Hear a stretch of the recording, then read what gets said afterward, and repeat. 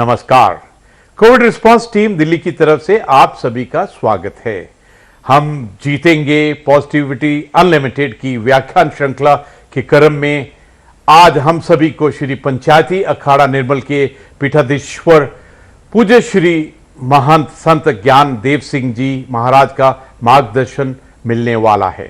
आपकी गुरबाणी तथा वेदांत पर गहरी पकड़ है और पूर्ण सिद्धता है। पूजनीय संत ज्ञान देव जी से अनुरोध करेंगे कि वो हमारा मार्गदर्शन करें।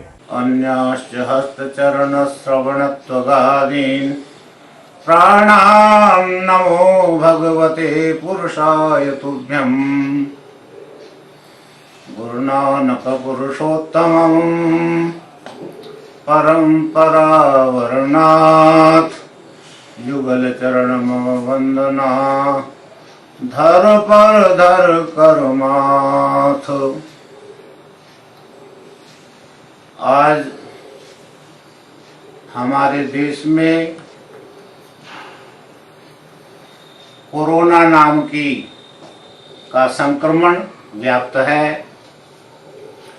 केवल भारतवर्ष में नहीं, संपूर्ण विश्व में जो है ये संक्रमण काल चल रहा है, परंतु इससे घबराने की आवश्यकता नहीं है, मनोबल गिराने की आवश्यकता नहीं है।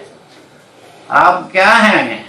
ये भारत भूमि है ऋषियों की, मुनियों की, तपस्वियों की, ज्ञानियों की, गुरुओं की भूमि है। हमारे देश में जब जब संकट आया, जब जब आपदाएं आई, हमारे ऋषियों मुनियों ने, गुरुओं ने जो है उनका जो है निस्तारण किया और वो संकट काल चला गया। जो भी वस्तु संसार में आती है वो सदा स्थिर नहीं रहती। दुख आया है वो चला जाएगा, इसलिए घबराने की आवश्यकता नहीं है। आवश्यकता है शुद्धि की, विशेषकर क्योंकि जो भी संक्रमण होता है वो प्राय करके जब शरीर अशुद्ध होता है और मन अशुद्ध होता है, शरीर में जब रोग आता है वो बाहर की अशुद्धि होती है तो जो है शरीर अशुद्ध हो जाता है, उसमें रोग आ जाता है। और मन जब कमजोर हो जाता है तो उसका मानसिक बल भी जो है दुर्बल हो जाता है। इसलिए शरीर को स्वस्थ रखने के लिए आवश्यकता है, हमारे ऋषियों मुनियों ने हमको तो हमारे माता पिता ने जन्म से सिखाया। हम लोगों का जन्म गांवों का जन्म है। जब गांवों में जो है पहले बाहर जंगल में दिशा मैदान जाते थे, बच्चे बाहर जाते थे, आप बाहर आकर के हाथ धोते तो मिट्टी का जो है उस समय घरों में पीली मिट्टी रखी जाती थी, पीली मिट्टी से हाथ धोए जाते थे। हम बड़े हुए, पहले हाथ धोने नहीं आते थे तो माता ने हाथ पकड़ करके हाथों को धुलाती थी, ऊपर से एक व्यक्ति पानी डालता था, हाथ शुद्ध होते थे। हमको कुल्ला करना नहीं आता था तो वो कुल्ला कराते थे।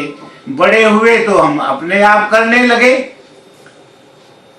ये हमारे जन्म काल का है। इसलिए सबसे पहला गुरु कौन है? माता है, गुरुदेव माता। और हमारे वैदिक मंत्र है मातृ देवो भव, पितृ देवो भव, अतिथि देवो भव, आचार्य देवो भव। जो माता पिता की शिक्षा पूर्ण रूप से प्राप्त कर लेता है वो जो है संसार में कभी असफल नहीं होता। हमको माता ने ये सब सिखाया है। हमको याद है बचपन में हमने झूठा कुछ खा करके, उसमें मिट्टी के घड़ों में पानी होता था, दूर से गांवों में कुओं से भर करके जल लेकर के आते थे। हमने झूठा हाथ घड़े को लगा दिया, माता ने थप्पड़ मारा, चपेट मारी, तमाचा मारा। क्यों? उन्होंने झूठा घड़ा झूठा कर दिया। हमारे सामने घड़ा फोड़ दिया गया, दूसरा घड़ा है। हमको ज्ञान हुआ कि हमको आगे से ये गलती नहीं करनी है। अचानक बाहर सोच करके आए और हाथ कहीं शरीर को लगा दिया तब जो है तब गाल पर जो है, तो फिर शिक्षा मिली नहीं, मिट्टी से हाथ मांजो, ऐसे मांजो, 1 बार नहीं, 2 बार नहीं, 3 बार नहीं, 4 बार, 5 बार। यही तो जो है आज हमारे मोदी जी से हमको सिखा रहे हैं, सब लोग सिखा रहे हैं, आप लोग सिखा रहे हैं, डॉक्टर लोग सिखा रहे हैं कि भाई हाथ धो। हमको तो बचपन से सिखाया गया, हमारी संस्कृति, भारतीय संस्कृति, सनातन संस्कृति बचपन से ही ये शिक्षा कर देती है कि हमको किस प्रकार से जो है रहना है। आहार शुद्ध हो सत्व शुद्धि, यदि हमारा आहार भी शुद्ध होगा तो हमारे में सत्व गुण आएंगे, और यदि सत्व हम होंगे तो जो है हमको जो है उस परमेश्वर का चिंतन करेंगे, और उस परमेश्वर का चिंतन करने के कारण हम अनर्थ का चिंतन नहीं करेंगे। ये हम चीजों को लोगों पहले से सिखाई गई। हमको तो ये भी बतलाया गया कि किस दिशा में हमको जो है लघु शंका करनी है, सोच किस दिशा में जाना है, हाथ कितने बार, 10-12 बार हाथ मारने, पैर मांगने, और यही हमको जो है हमारे धर्म स्थलों ने सिखाया। हम गुरुद्वारे में जाते हैं, वहां की व्यवस्था ये है कि गुरुद्वारे के द्वार पर शुद्ध पानी चलाया जाता है, जिसको जो है चरणपाद का बोलते हैं। वहां पर पहले जल चलता रहता है, बाहर दोनों तरफ, इधर वाश बेसन है, इधर वाश बेसन, हाथ धो करके जो है पहले हाथ धो, कुल्ला करो, और उसके बाद पैर धो करके मंदिर में प्रवेश करो, हरि मंदिर में प्रवेश करो। वहां बाहर का, क्योंकि यदि आप अशुद्ध अपना जूता चप्पल पहनेंगे तो उससे जो है आपका जो है वातावरण, जहां भी आप उस पैर को रखेंगे वो अशुद्ध होगा। उसके लिए हमारे पूर्वजों ने पहले जल में पैर धो करके जाओ और दंडोत करो, उससे जो है हमारा प्राणायाम हो जाता है, सूर्य नमस्कार हो जाता है, हमारी एक्सरसाइज हो जाती है। इसलिए हमारे गुरुओं ने, हमारे माता पिता ने हमको ये शिक्षाएं दी हैं। यदि हम उसका पालन करेंगे तो कोई भी संकट हमारे पास नहीं आ सकता, कोई भी बीमारी हमारे पास नहीं आएगी। बचपन में ही हमारे घरों में जो है हर एक घर के, हर एक गांव में कितने ही नीम के वृक्ष होते थे, बच्चों को सिखाते थे कि दातन करो, नीम की दातन करो। उस समय ये पेस्ट वगैरह तो भी जानता ही नहीं था, हम लोगों ने भी नहीं जाना था। ये तो जब हम शहरों में आए तब हमको ये पता चला कि, और कितना साधारण प्रयोग है, जहां पर गांव में कुछ भी नहीं, वनवासी आदिवासी क्षेत्रों में भी जो है केवल नमक से ही जो है मंजन करके जो है मुख शुद्धि हो जाती है। कितने हमको जो प्रकृति, हम प्रकृति से दूर हो गए हैं, तो इसलिए हम जो है ये आपदाएं हम पर आ रही हैं। हम उन्हीं प्राकृतिक नियमों को अपनावें तो जो है हमारे पास कोई भी जो है संक्रमण नहीं रह सकता। और यदि कोई संक्रमित हो भी गया है तो जो आज हमको हमारे डॉक्टर लोग, हमारे वैद्य लोग, हमारे बड़े लोग जो है हमको बतला रहे हैं, हमारी सरकारें हमको कह रही हैं, उनका हम विधि पूर्वक यदि पालन करेंगे तो जो है हम संक्रमण से दूर बच जाएंगे। मृत्यु हमारे पास नहीं आ सकती, मृत्यु हमारा क्या बिगाड़ेगी, कुछ नहीं बिगाड़। हम तो अमृतस्य पुत्राः, भाई आप तो अमृत के पुत्र हो, मृत्यु आपके नजदीक नहीं आ सकती। आत्मा तो शुद्ध बुद्ध मुक्त, न जायते न म्रियते वा कदाचिन नायम आत्मा भविता वा न भूयः अजः नित्यः शाश्वतोऽयं पुराणो न हन्यते। अन्य माने गीता में भगवान कह रहे हैं। इसलिए निराश होने की आवश्यकता नहीं है। यदि आप संक्रमित हो गए हैं तो भाई 14 दिन के लिए आप जो कोप भवन में चला जाइए। कोप भवन का मतलब यह है कि आप एक कमरे में चले जाइए। मुझे याद है कि हमारे सेवक बम्बई में जो है, हमारे गुरुजी के सेवक, हमारे बड़ों के सेवक, उनका फोन आया कि महाराज आपकी पुत्रवधू संक्रमित हो गई है। मैंने कहा फिर क्या कर रहे हैं? तो उन्होंने कहा कि वो कमरे में 14 दिन से बंद है। वो अपना जो है उसको खाना भोजन बना करके दे दिया जाता है खिड़की के रास्ते से। वो अपने वस्त्रों को आप धोती है, भोजन करके उनको धो करके खिड़की पर रख देती है। हम लोग दोबारा उनको मानते हैं। इस प्रकार से यदि कोई संक्रमित हो जाता है तो उससे अध्यात्म परमात्मा का चिंतन करे, गीता का पाठ करे, गुरबाणी का पाठ करे, अपना जो है अपने शरीर को स्वस्थ रखे, मन को स्वस्थ रखे। मन जीते जग जीत। यदि आपका मन जो है स्वस्थ है तो आप जो स्वयं स्वस्थ रहेंगे, आप पर कोई भी प्रभाव नहीं हुआ। और मुझे पता चला कि वो बच्ची अब बाहर है, सब कार्य कर रही है, ऐसे नियमों का पालन करते। एक हमारे और शिष्य हैं, पता चला उनको बुखार आ गया और वो संक्रमित हो गए हैं। उन्होंने कहा महाराज मैं क्या करूं? अपने को कुछ करने की जरूरत नहीं, अपना जो है अपना आप योगाभ्यास करिए, प्राणायाम करिए।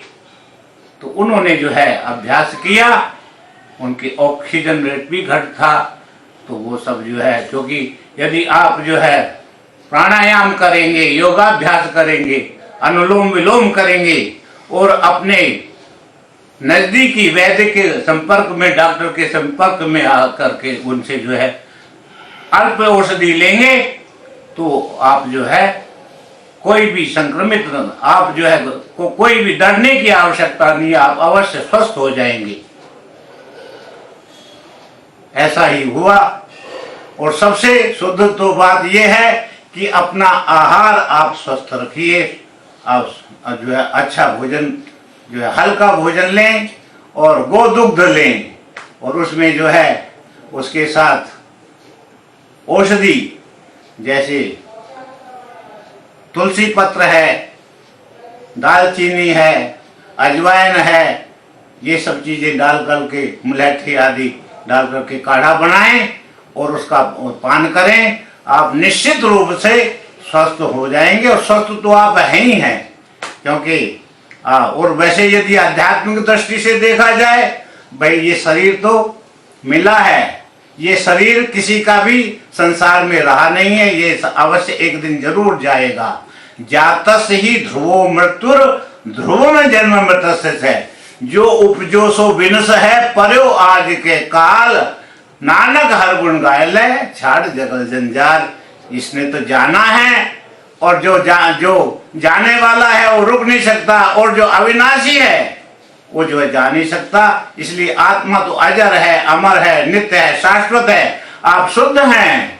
माता मंदालसा ने भी तो अपने पुत्रों को यही कहा, शुद्धोषि बुद्धोषि निरंजनोषि, संसार माया परिवर्जितोषि, संसार स्वप्नम त्यज मोह निद्रा, मदालसा वाक्य मुवाच पुत्रम।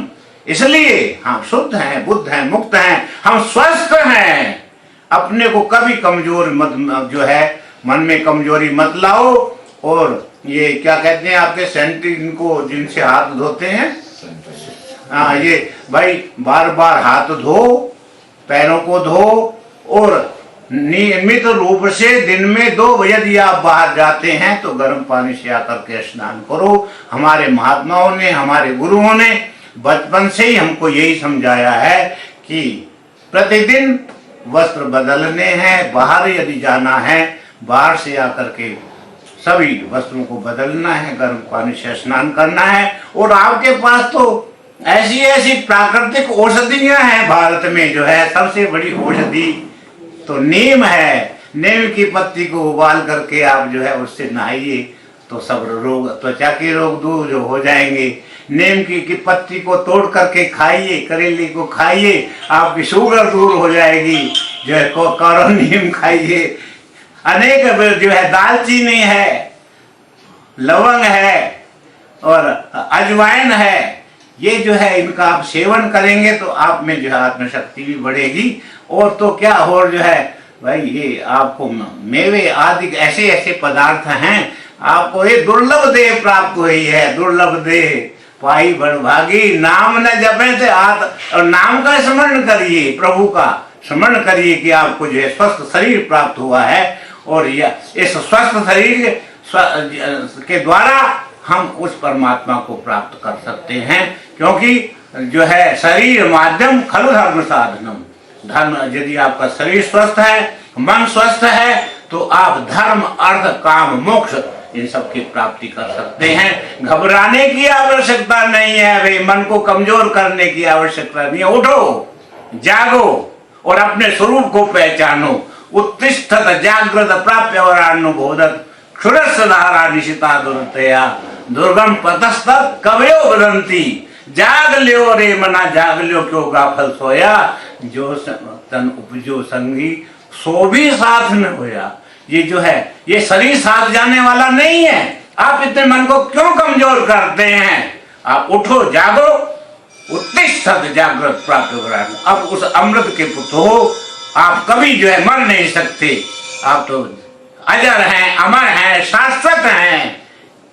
इसलिए उस परम पिता परमात्मा को पहचानो जो आपके अंदर है। वो सब में है। अव्वल अल्लाह नूर उपाया कुदरत के सब बंदे, एक नूर ते सब जग उपजा, कौन भले को मंदे। सब में ज्योत ज्योत है सोई, त्रिदे चानन सब में चानन होई। गुरबाणी ये कह रही है, महापुरुष कह रहे हैं, वेद शास्त्र कह रहे हैं। और भाई आप अपना ख्याल रखें, जान है तो जहान है। हमारे सरकारों ने जो कह रही हैं, हमारे और सबसे बड़ी शिक्षा तो जो है हमको अपने बड़ों से लेनी चाहिए। मातृ पितृ भक्त होना चाहिए। मातृ देवो भव, पितृ देवो भव, अतिथि देवो भव, आचार्य देवो भव। और सबसे बड़ी बात तो यह, जब हमारे प्रधानमंत्री भाई जो कार्य करते हैं, पहले माता को प्रणाम करके उनकी आज्ञा लेकर के करते हैं, तो कम से कम ये शिक्षा तो उनसे प्राप्त करो। आज हमारे माता पिता जो है आप वृद्धाश्रमों में भेज रहे हैं, इस परंपरा को तोड़ो, छोड़ो। और किस परंपरा को? जो हमारे ऋषियों मुनियों की परंपरा है, उसको जो है उसका पालन करो। वो कहां से प्राप्त होगी भाई? वो गौ माता का जो है आदर करो, गौ दुग्ध पियो, देसी हरियाणवी गौ का दूध पियोगे। क्योंकि जो जिसने माता का दूध पिया है, उसको जो है कोई भी दुश्मन भी हरा नहीं सकता। वो खम ठोक करके कहता है, आजा माँ का दूध पिया है तो पिए। आप लोगों ने माँ का दूध पीना छोड़ दिया है, इसलिए आपका मन कमजोर हो रहा है। जो माँ का जिसने दूध पिया होता है, वो कभी जो है माता का जो है, अपनी मातृभूमि का, अपने देश का, अपने राष्ट्र का अपमान सहन नहीं कर सकता। इसलिए आवश्यकता है हमको अपने गौ माता का आदर करने की, अपने माता का जन्म जिसने जन्म दिया है, अपने बुजुर्गों का, और जो हम अपने जो है पूरे आचार्यों का, आज हमने अपने गुरुजनों का सत्कार करना छोड़ दिया। आचार्य जिनसे हम पढ़े हैं, शिक्षा लिए हैं, उनका आदर करना छोड़ दिया। तो ये प्राकृतिक प्रकोप तो होगा, परंतु जब आप अपने स्वरूप में जाग जाएंगे, तब अपने जो है माता पिता गुरुजनों का आदर करेंगे, अपने शास्त्रों को पढ़ेंगे और गंदे खान पानों को छोड़ेंगे, तो आप जो स्वस्थ रहेंगे। और जो स्वस्थ रहेगा वही उस परम पिता परमात्मा को प्राप्त करेगा, और आप निश्चित अपने गंतव्य स्थान तक पहुंचेंगे। ये जो है हम आपको विश्वास के साथ कह सकते हैं कि आपको कोई कुछ कर नहीं कर सकता। आप तो जो सिंह के पुत्र हैं, एक कहानी हमने सुनी थी कि एक जंगल में एक शेरनी ने जो है शावक को जन्म दिया। पीछे शिकारी था, वो बच्चा जो है नदी में गिर गया, गडरिया ने उसको पाल लिया, अपने उसमें मिला लिया भेड़ बकरियों में, तो वो उनमें रहता रहता उन्हीं का जो है घास खाने लगा। एक दिना वन में बस के वनराज के नार ने नाहर जायो, और मिल गया किसको? गडरिया को। और उसने क्या किया? भेड़ों में रख दिया और दूध पियो पुन घास चरायो, घास खाने लग पड़ा। एक दिन उसको जो है कोई महापुरुष मिल गए। अरे तू कहाँ घूम रहा है? तू कौन है? तेरा स्वरूप क्या है? कहते मैं भी तो जो है भेड़ हूं। कहते नहीं, तू सिंह है। दूध पियो पुन घास चरायो। ऐसे ही ये जो है अपना जो है अपने स्वरूप को भूल करके जो है ये विषय इंद्रियों में जो विकारों में घूम करके जो है ये भूल गया, अपने स्वरूप को भूल गया। दूध पियो पुण्य घास, तैसे ही आत्म ज्ञान बिना नर मूढ़ ब्रह्म ते मूढ़ ते नर ब्रह्म ते जीव ते मूढ़ कहायो। ये जो है मूर्ख बना हुआ है। अपने स्वरूप को पहचानो, उठो और जागो। इतना ही हम आपको संदेश देते हैं कि ये बीमारी नाम की कोई चीज नहीं है। आप ये तो आज आई है तो कल जाने वाली है। सर्वे भवन्तु सुखिनः, सर्वे सन्तु निरामया, सर्वे भद्राणि पश्यन्तु मा कश्चित् दुख भाग भवेत्। नानक नाम चढ़ती कला, तेरे पाने सर्वत का भला। ओम शांति शांति शांति।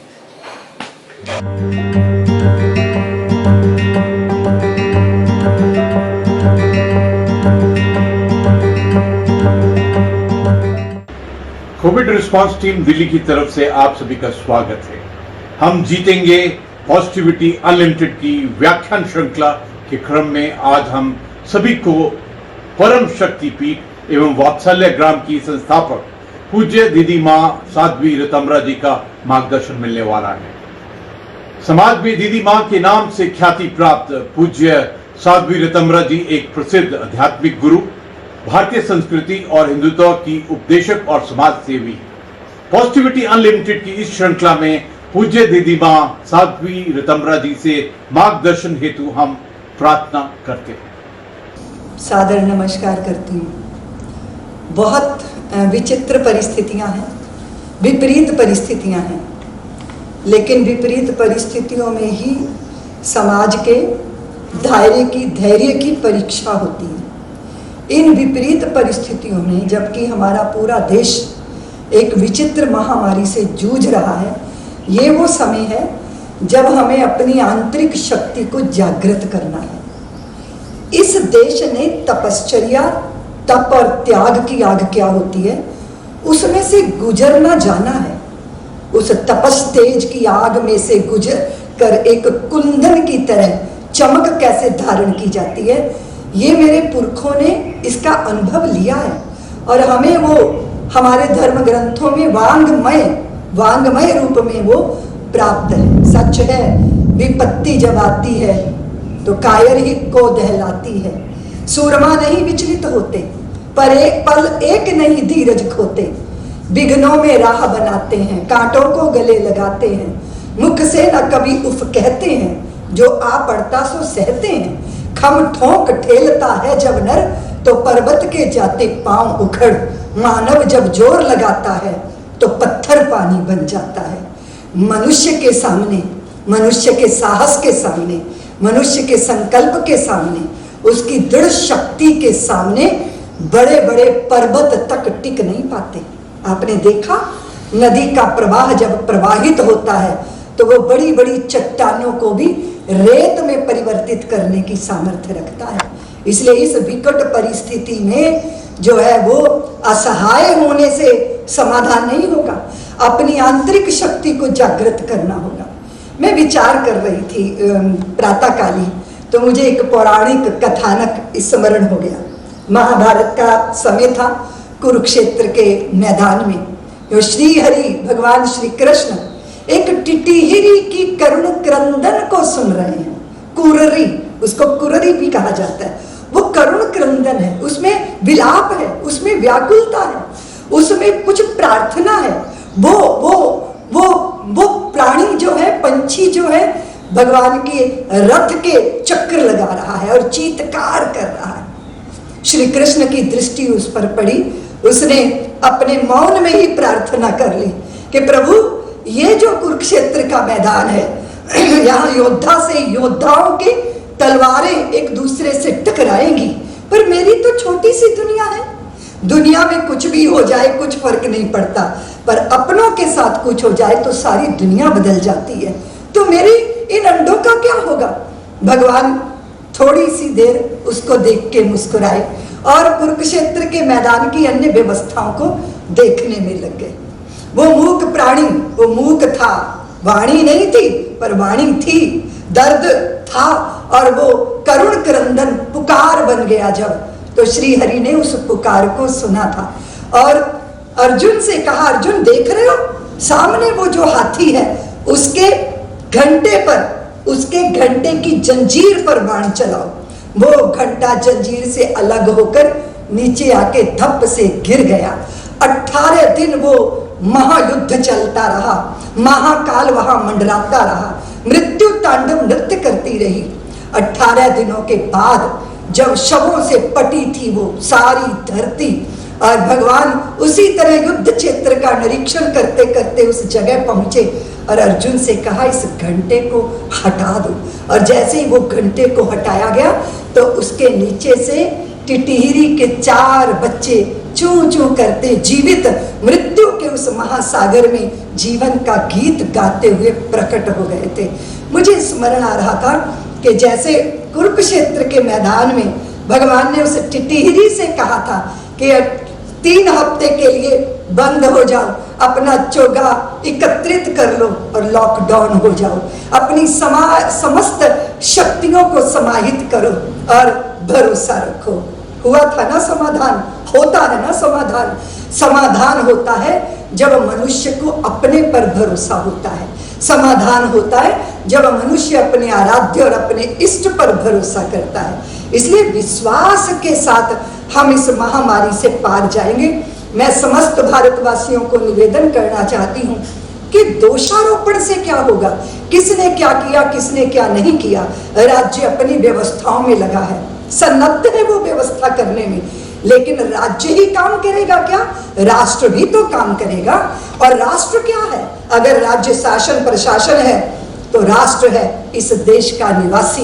वो जब अपने आत्म बल को, आत्म संयम को और आत्म संकल्प को जागृत करता है तो बड़ी बड़ी समस्याएं भी अपनी औकात इतने छोटे चींटे जैसी उनकी रह जाती हैं।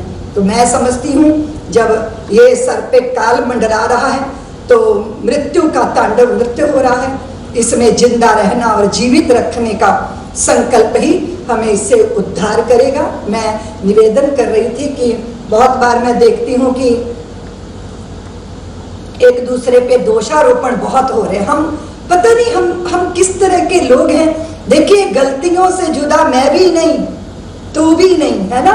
इंसान है हम, खुदा मैं भी नहीं, तू भी नहीं, और एक दूसरे को इल्जाम देते हैं हम, पर अपने अंदर झांकता मैं भी नहीं, तू भी नहीं। बहुत सारी गलतफहमियों ने पैदा कर दी हैं दूरियां, किंतु फितरत का बुरा मैं भी नहीं, तू भी नहीं। हम इंसान हैं और इन सारी परिस्थितियों के बीच में अगर हमारी शक्ति मात्र नकारात्मक चिंतन में लग जाएगी तो कर्म करने की सामर्थ्य और नया कुछ सोचने की सामर्थ्य समाप्त हो जाएगी। इसलिए इन विपरीत परिस्थितियों में भारत जैसा देश जो आध्यात्मिक देश है, जो सारे संसार को मार्गदर्शन देता रहा है, उसका अपने आप में बिखरना अच्छा नहीं है। इसलिए मेरा निवेदन है कि पत्थर जो चोट खाके टूट गया कंकर बन गया, और पत्थर जो चोट को सह गया शंकर बन गया। ये परिस्थितियों की चोटों को झेलते हुए बिखरने नहीं देना, स्वयं को, अपने अंदर को निखारना है। इसलिए इन सारी परिस्थितियों से बाहर जाने का एकमात्र मार्ग है, हम एक विषाणु से पराजित नहीं हो सकते।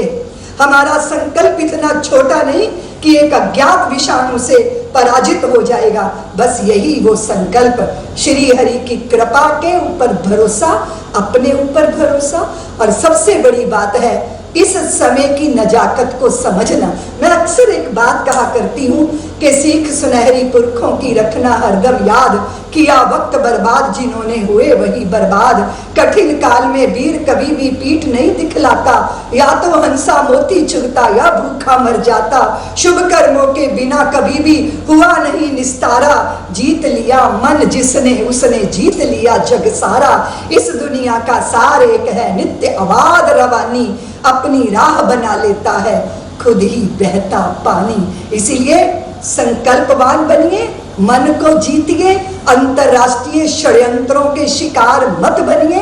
इस देश में जो अफवाहें फैलाते हैं उनको देशद्रोही मानिए, और जो विपरीत परिस्थितियों में भी सीना तान के अपने और अपनों की सुरक्षा के लिए सन्नद्ध होते हैं, वो है देश माता के सच्चे पुजारी। मैं राष्ट्र के सभी बंधु भगिनियों से ये निवेदन करती हुई कि जिन्होंने अपनों को खोया है उनके प्रति हमारी भारी संवेदनशीलता, हमारा चित्त भारी व्याकुलता से भरा है, लेकिन इन चिताओं को लंबे समय तक हम नहीं जलने देंगे। यही संकल्प मृत्यु को पराजित करेगा। इसलिए इस विपरीत परिस्थितियों में अपनी आध्यात्मिक शक्ति को जागृत करिए। बहुत दुखी हैं हम, लेकिन विवेक से भी तो काम लेना होगा, सुख दुख की झूठी चाह से मुक्त होना होगा। इसीलिए उस आत्मज्ञान को जागृत करके और जहाँ जो हो सकता है अपने लिए, अपने परिवार के लिए, मोहल्ले के लिए, गांव के लिए चिंतन कीजिए, कुछ कार्य कीजिए। बाहर दूर क्या हो रहा है वहाँ हम समाधान नहीं बन पाएंगे, वहाँ जाके कोई मदद नहीं कर पाएंगे, लेकिन अगर अपने आप पर संयम करके हमने कछुए की तरह हाथ पैर समेट लिए तो निश्चित रूप से ये जो संयम है ये हमें इस महामारी से बाहर ले आएगा। सबके चित्त में शांति हो और शरीर निरामय रहे, सब निरोगी रहे। इसी भावना के साथ मैं अपनी वाणी को विराम देती हूँ।